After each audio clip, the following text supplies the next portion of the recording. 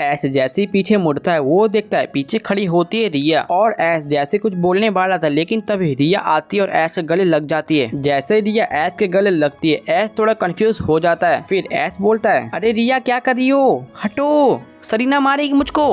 Joke सपाट। Well क्योंकि रिया बहुत दिनों बाद ऐस कचम से मिली है इसलिए उसने ऐस कचम को जैसे देखा वो काफी ज्यादा इमोशनल हो गई और ऐस कचम के गले लग गई। फिर हम देखते हैं रिया ऐस कचम से अलग हो जाती है और बोलती है ऐस कैसे हो तुम? हाँ रिया मैं बढ़िया हूँ, तुम बताओ। ऐस मैं तो बहुत बढ़िया हूँ। मैंने तुम्हारा मैच देखा, तुम तो पहले से भी बहुत ज्यादा स्ट्रांग हो चुके हो और तुमने इतने पावरफुल ट्रेनर टोबियास को इतनी जल्दी हरा दिया। ऐस सच में मानना पड़ेगा, तुम पहले से बहुत ज्यादा स्ट्रांग हो चुके हो। फिर ऐस बोलता है हाँ रिया वो तो है, मैं पहले से थोड़ा स्ट्रांग तो हो चुका हूँ, लेकिन रिया क्या तुम यहाँ पर मेरा मैच देख रही थी? फिर रिया बोलती है हाँ ऐस मुझे पहले से पता था तुम यहाँ पर जरूर आओगे, इसलिए मैं यहाँ पर तुम्हें सपोर्ट करने आई थी। ऐस और रिया काफी देर तक बात कर ही रहे होते हैं तभी ऐस के डैड बोलते हैं ऐस चलो लेट हो रहा है, हमें चलना है पोकेमॉन सेंटर में। ऐस के डैड जैसे ये बोलते हैं तभी रिया बोलती है ऐस तुम और तुम्हारे डैड कहाँ पर रुके हुए हो? फिर ऐस बोलता है हम तो पोकेमॉन सेंटर में रुके हुए हैं। क्या पोकेमॉन सेंटर?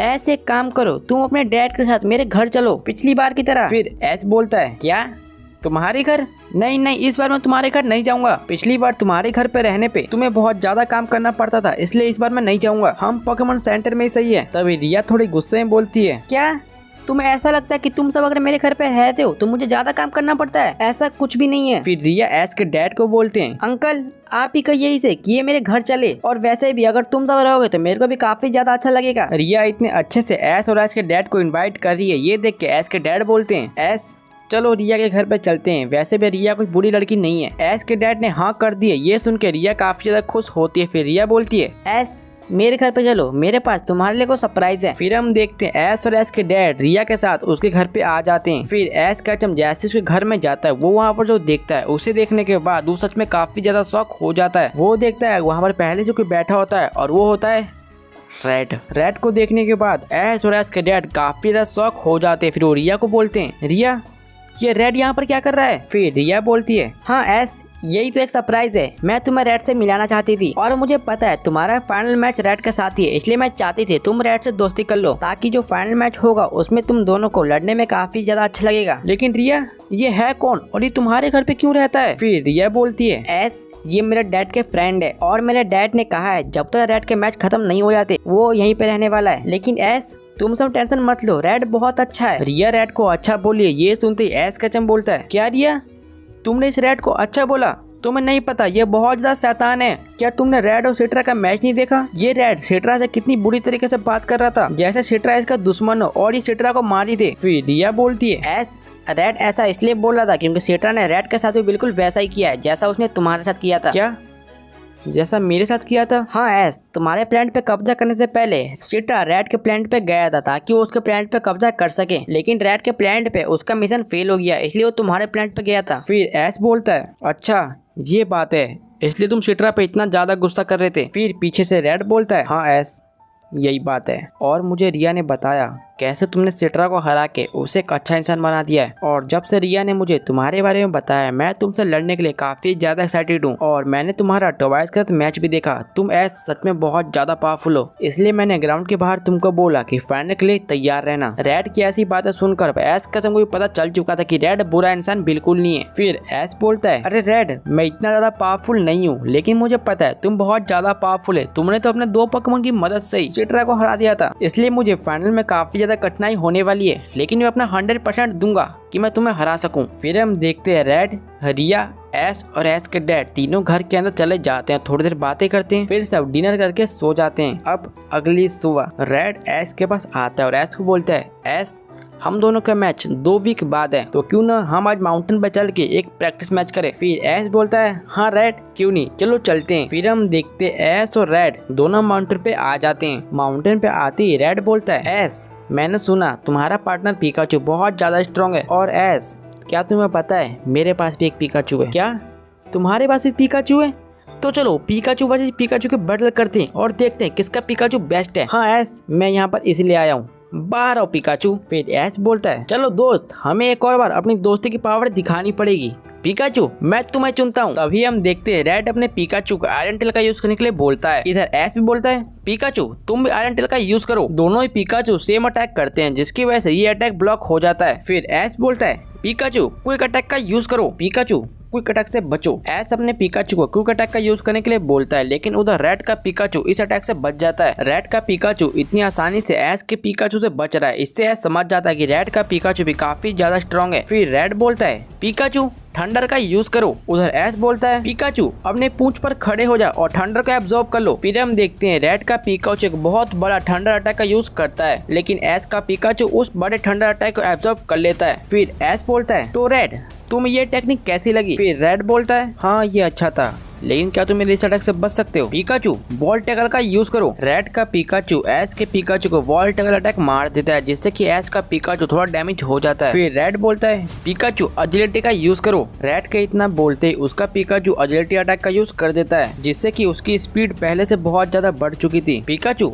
आयरन टेल का यूज करके खत्म करो इस मैच को। फिर हम देखते हैं रेड का पिकाचू आयरन टेल का यूज कर देता है, जो कि जाके एस के पिकाचू को लग भी जाता है, जिससे कि एस का पिकाचू बहुत ज्यादा डैमेज हो जाता है। अपने पिकाचू को इतनी बुरी तरीके से पिटता हुआ देख एस का जब थोड़ा शॉक भी होता है। फिर एस बोलता है रेड अब ये मैच खत्म होने वाला है, पिकाचू थंडर का यूज करो। एस के इतना बोलते एस का पिकाचू थंडर अटैक का यूज कर देता है, जो कि जाके रेड के पिकाचू को लग भी जाता है, जिससे कि रेड का पिकाचू बहुत ज्यादा डैमेज हो जाता है। लेकिन एस का जब इतने पे ही नहीं रुकने वाला था। पिकाचू आयरन टेल का यूज करो अपनी पूरी पावर से। पिकाचू का आयरन टेल जाके रेड के पिकाचू को लग जाता है, जिससे कि रेड का पिकाचू बहुत ज्यादा डैमेज हो जाता है। फिर हम देखते हैं एस बोलता है रेड सॉरी, लेकिन ये मैच मुझे खत्म करना पड़ेगा। पिकाचू क्विक अटैक का यूज करके खत्म करो इसे। फिर हम देखते हैं एस का पिकाचू अपनी पूरी ताकत से रेड के पिकाचू को क्विक अटैक मार देता है, जिससे कि रेड का पिकाचू ये मैच हार जाता है। इसका मतलब इस मैच का विनर है एस और उसका पिकाचू। फिर हम देखते हैं दोनों ट्रेनर अपने पोकेमॉन को वापस बुला लेते हैं। फिर एस बोलता है रेड इस बैटल में मुझे काफी ज्यादा मजा आया। हाँ एस मुझे भी इस बैटल से काफी कुछ सीखने को मिला। तभी एस बोलता है तो रेड क्या तुम अपने पिकाचू को फाइनल मैच में यूज करने वाले हो। फिर रेड बोलता है क्या फाइनल मैच में वो ही पिकाचू का यूज। नहीं यस मैं ऐसा नहीं करूंगा। रेड अपने पिकाचू का यूज फाइनल मैच में नहीं करेगा। ये सुन के एस का एकदम काफी शौक होता है। फिर एस बोलता है लेकिन रेड ऐसा क्यों। क्योंकि पिकाचू मेरा सबसे वीक पोकेमॉन है और मैं अपने सबसे वीक पोकेमॉन को एक फाइनल मैच में कैसे यूज कर सकता हूँ। रेड ने अभी जो बोला है ये सुन के एस का जब काफी ज्यादा शौक होता है और वो बहुत ज्यादा डर भी जाता है। तभी एस का जब अपने मन में सोचता है क्या इसने कहा वीक पोकेमॉन, लेकिन ऐसा कैसे हो सकता है।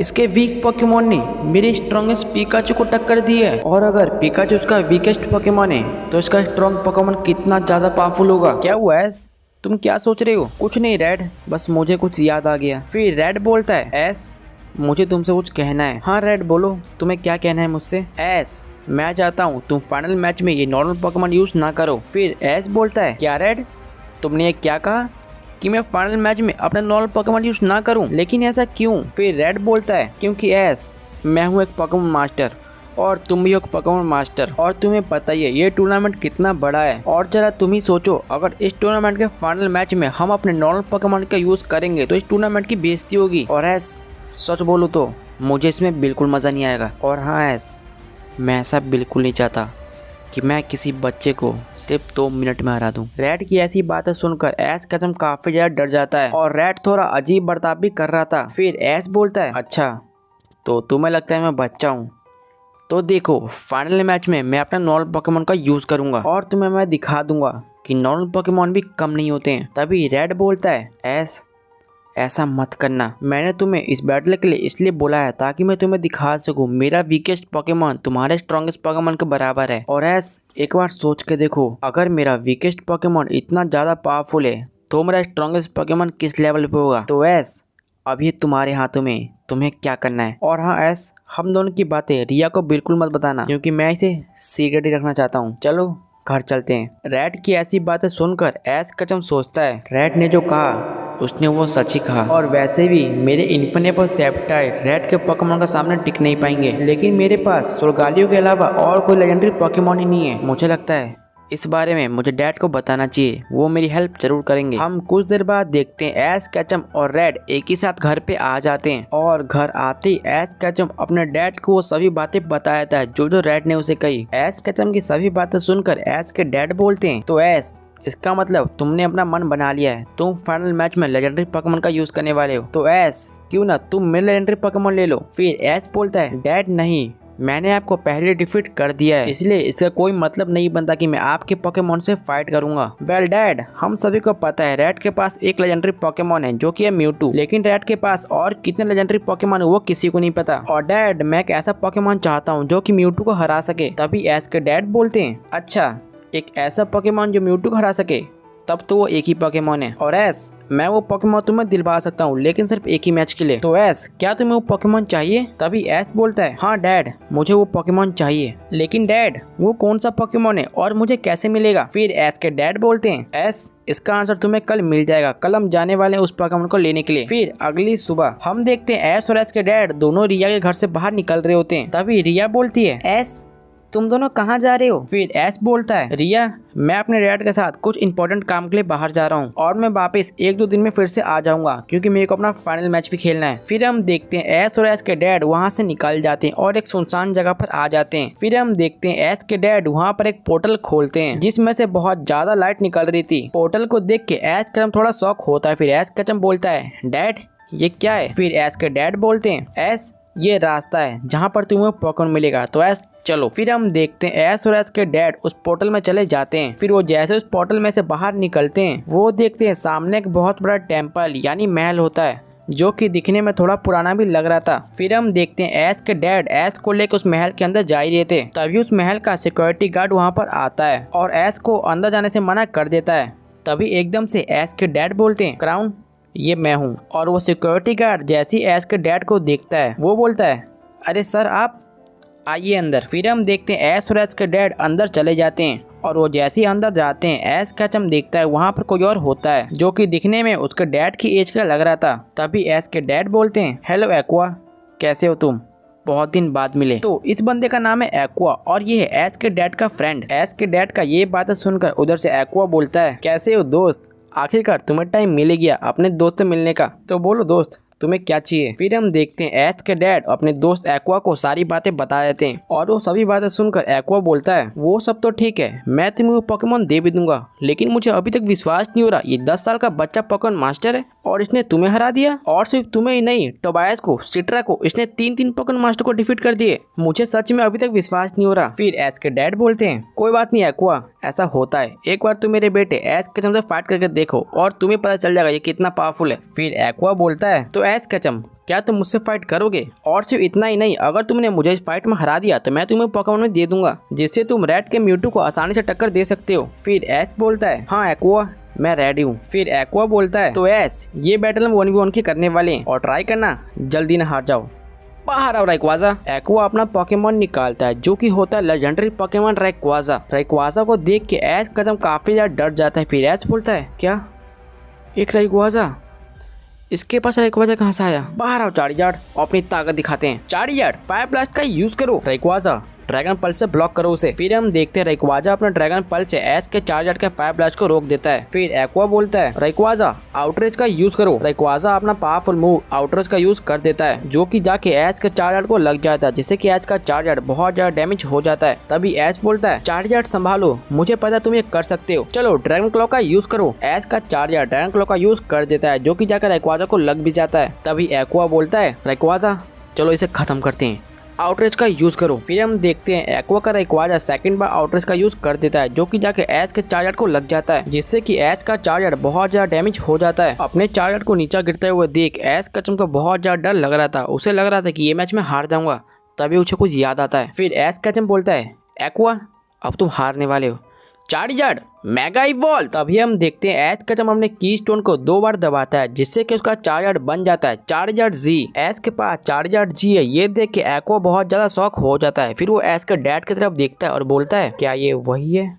फिर एस के डैड बोलते हैं हाँ तुम जो सोच रहे हो बिल्कुल वैसा ही है। इन दोनों के बीच क्या बात हुई ये तो यही दोनों जाने, और अगर तुम्हें जानना तो फ्यूचर में तुम्हें पता चल जाएगा। फिर हम देखते हैं एस कचम बोलता है चार्जर ओवरहीट का यूज करो। एस का मेगा चार्जर जी ओवरहीट का यूज कर देता है जो कि जाकर रेक्वाजा को लग भी जाता है जिससे कि रेक्वाजा थोड़ा डैमेज हो जाता है। एस कचम फिर से बोलता है चार्जर चलो इस मैच को खत्म करते, अपनी पूरी ताकत से एक और बार फायर ब्लास्ट का यूज करो। फिर हम देखते हैं एस का चार्जर जी पूरी ताकत से फायर ब्लास्ट का यूज कर देता है, जो कि जाकर रेक्वाजो को लग भी जाता है, जिससे कि रेक्वाजो को भी बहुत ज्यादा डैमेज पड़ गया था। एस का चार्जर कितना ज्यादा पावरफुल है ये देख के एक्वा थोड़ा स्माइल करता है और बोलता है, एस मैं इसका यूज इस बैटल में नहीं करने वाला था, लेकिन क्योंकि तुम कोई नॉर्मल इंसान नहीं हो इसलिए मैं इसका यूज करूंगा। एक्वा ने एस को क्या बोला, एस को कुछ भी समझ में नहीं आया। फिर हम देखते हैं एक्वा अपना की स्टोन निकालता है और उसे दबाता है। फिर एक्वा बोलता है, रेक्वाजा मेगा इवॉल्व। फिर हम देखते हैं एक्वा का रेक्वाजा मेगा इवॉल्व होके मेगा रेक्वाजा बन जाता है। ये देख के एस का थोड़ा शॉक होता है। फिर एस बोलता है, ये क्या,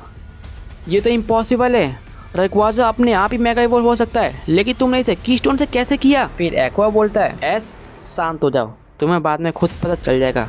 रेक्वाजा ड्रैगन एसेंट का यूज करके इस मैच को खत्म करो। मेगा रेक्वाजा अपना स्ट्रॉन्गेस्ट ड्रैगन टाइप मूव मार देता है, जो कि जाके चार्जर जी को लग भी जाता है, जिससे कि चार्जर जी ये मैच हार जाता है। एक्वा के मेगा रेक्वाजा ने चार्जर जी को एक ही अटैक में हरा दिया। ये देख के एस का बहुत ज्यादा शौक होता है। फिर हम देखते हैं एस अपने चार्जर को वापस बुला लेता है और एक्वा अपने मेगा रेक्वाजा को वापस बुला लेता है। बैटल एंड होने के बाद हम देखते हैं एस का थोड़ा सैड होता है। तभी एक्वा एस के पास आता है और बोलता है, एस बुरा मत मानो, मेरा रेक्वाजा आज तक कभी नहीं हारा और तुम ये रख लो। तभी हम देखते हैं एक्वा अपने पीछे से एक पॉकेमॉन निकाल के एस कचम को दे देता है। फिर एस बोलता है, इसमें कौन सा पॉकेमॉन है। एस इसमें वही पॉकेमॉन है जिसने तुम्हें अभी हराया, यानी रेक्वाजा। फिर एस बोलता है, लेकिन आपने तो कहा था जब मैं आपको हराऊंगा तभी आप मुझे पॉकेमॉन दोगे, लेकिन मैं तो ये मैच हार गया। फिर एक्वा बोलता है, एस जो भी मैंने बोला था वो सब भूल जाओ, बस तुम ये रख लो। एस अगर तुम इस रेक्वाजा का अच्छे से यूज करोगे तो तुम रेड के म्यूटू को हरा सकते हो, लेकिन एस तुम इसे रेड के ज्यादा पॉकेमॉन को नहीं हरा सकते, क्योंकि ये वाला रेक्वाजा ज्यादा स्ट्रॉन्ग नहीं है। फिर एस बोलता है, ये वाला रेक्वाजा,